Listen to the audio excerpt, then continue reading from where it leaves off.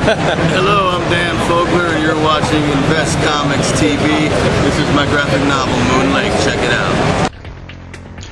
Hi, this is Rick Osmond with Invest Comics TV, and today I'm speaking with Mr. Larry Lewis, who is the creator and artist and writer and the only guy carrying a strip called Les and May.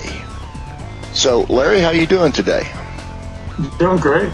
Beautiful day. It is. It's going to rain here, and I'm I think about 320 miles south of you. And you are in basically central southern Michigan, correct? Right, Jackson, Michigan, midway between Detroit and Chicago. My sympathies. No, actually, it's beautiful country up there.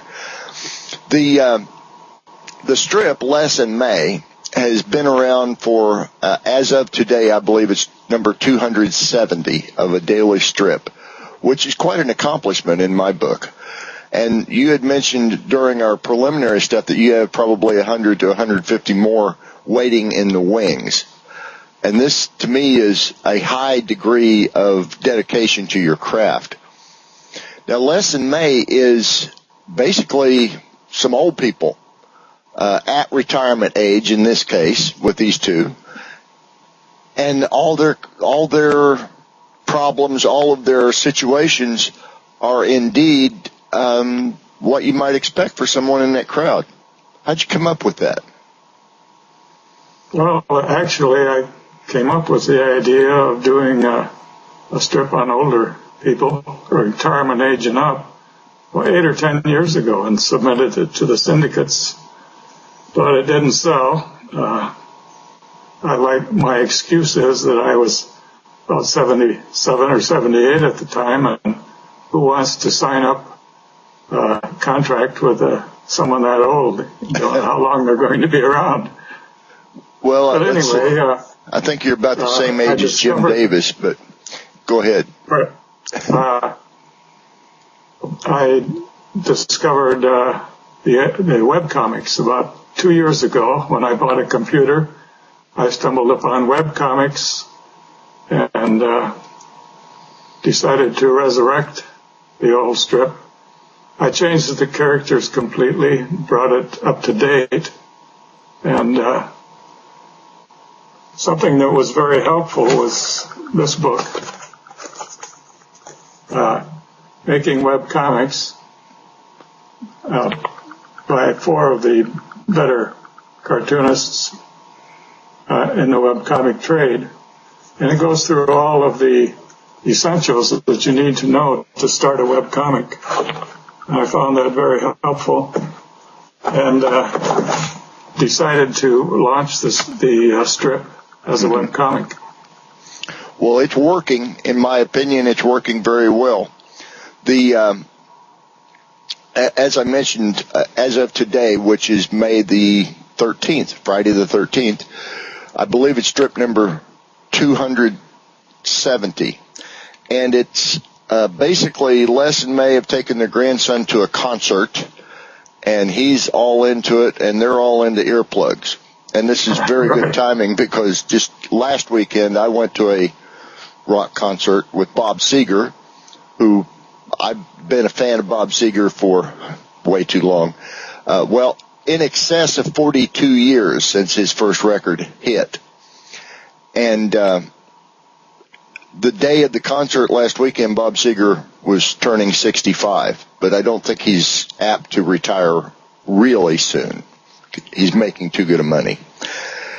At any rate, in the strip, both Les and May have hit retirement age. Les has been anxious to retire because it seems like he's not a truly work-brickle individual. And May, on the other hand, is a workaholic who was forced into retirement because her company wanted to. And this has given them some situations that I think are really quite good for the strip.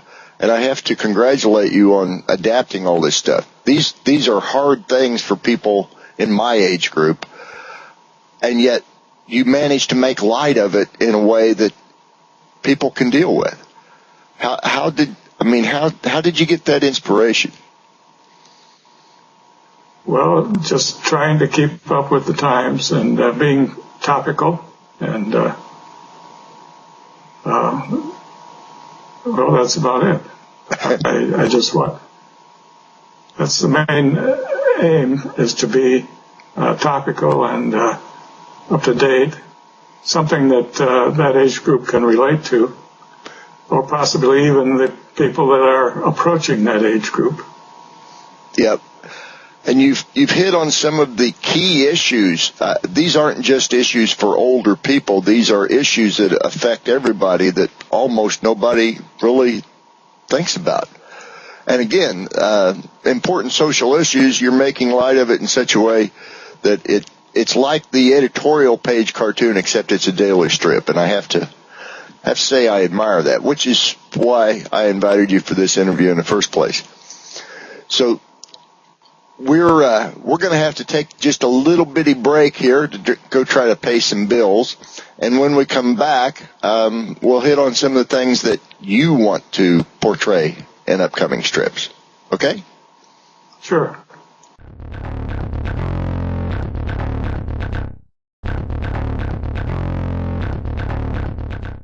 All systems are functional. And get past the range to Mr. Jackal, the new king of radio. Is there life on other planets? This is nuclear physicist Stanton Friedman, and now I'm a voice in the Jackal's head. Is the government keeping secrets from us? This is Stephen Bassett, and I am now a voice inside the Jackal's head. Want to find out more? Listen to the Jackal's Head on the Soup Media Network.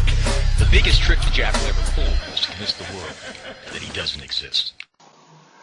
And we're back here on Invest Comics TV with Larry Lewis, who is the creator of Les and May. And Larry, how did you get started in this daily cartooning business? Well, I think a lot of it is because of my father, who was a commercial artist.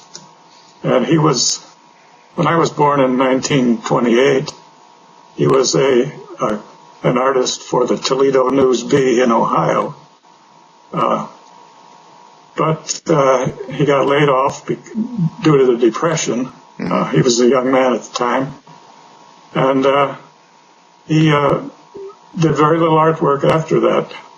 He was unemployed most of the Depression, but he encouraged me to an interest in cartooning.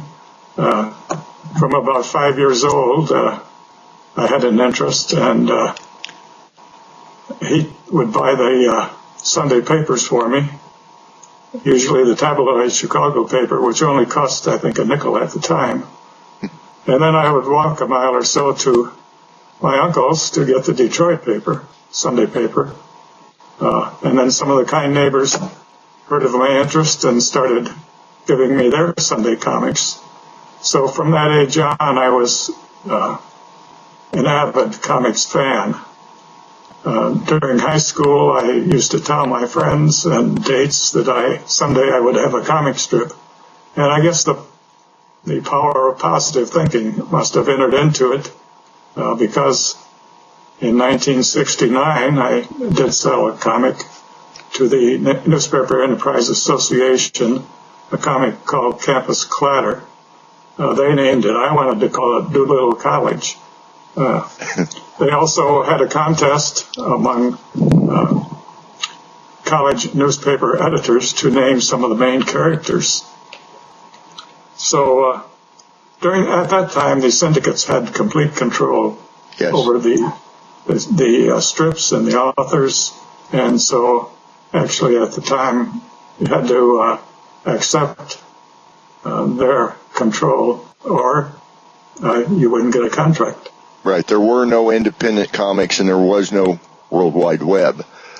Yes, that's right. So the evolution from a 1969 campus comic to the 2011, 2010, I think is actually when you started, web comic. And I know that you had an intervening career in there. So how much of it was hobby right up until you got to Les and May? Well, it was making a living up until then. Oh, okay. I did some editorial cartoons locally. Maybe I have to get back. Can you see that? Yes. That's an editorial cartoon, a type that I was doing. Was done on copio board. Another example. I also did sports cartoons, which were popular at one time. Oh, very. Also on copio board. And I did a lot of advertising work. Some covers. This was a cover for Michigan Runner. Also did some for Michigan Golf. And I freelanced and did advertising work. And in 1990, my wife showed the first symptoms of Alzheimer's disease. So I took care of her for roughly 15 years through her decline from Alzheimer's, and freelanced when I could during the time. Then I discovered webcomics and decided to do Les and May. Some examples. This is one of the most...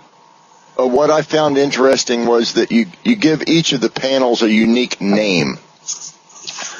And it's, in many cases, it's quite clever. Oh, yes.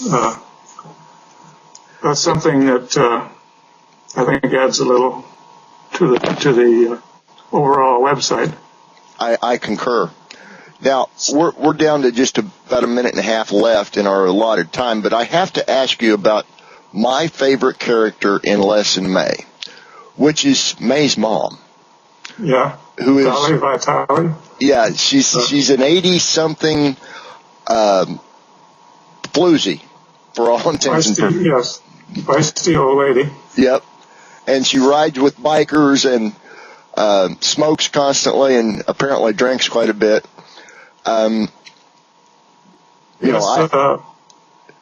Les and May were pretty straight-laced characters, and so I thought I should add a little spice to the strip, and came up with Dolly. So she is a chain-smoking version of Betty White, in my opinion. But yes, she's one of the inspirations. Also, Rue McClanahan. Absolutely. Would be another. And like I said, that's probably my favorite character, recurring character in the strip. Of course, you got the daily characters of Les and May, but you have a supporting cast that I think has taken a lot of your time to concoct and actually flesh out, if you will. So yes. At this point, I guess, because we're running out of time very quickly, I want to encourage anyone who can get on the web, and if you're watching this, you can, and go read Les and May, and it'll keep you busy for a couple of days just catching up. Larry, thank you very much for being with us here on Invest Comics TV. It's you may not realize it, but it's rare that we do a daily comics person, and I only choose what I consider to be the best. So, well, thank you. I appreciate it.